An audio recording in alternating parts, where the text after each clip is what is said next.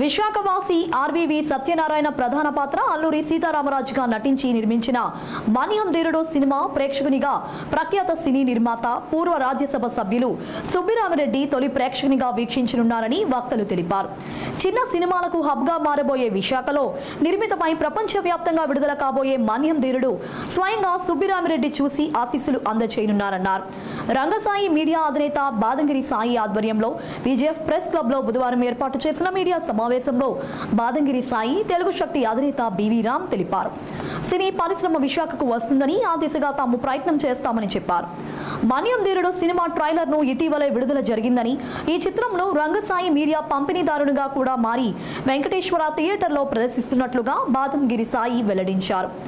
ఈ నెల 20న సినిమా విడుదల అవుతుందని, విశాఖ వెంకటేశ్వర థియేటర్లో తాను ఈ సినిమా ప్రదర్శిస్తానని చెప్పారు. ఈ తరం యువత పిల్లలు ఈ సినిమా చూడాలని కోరారు.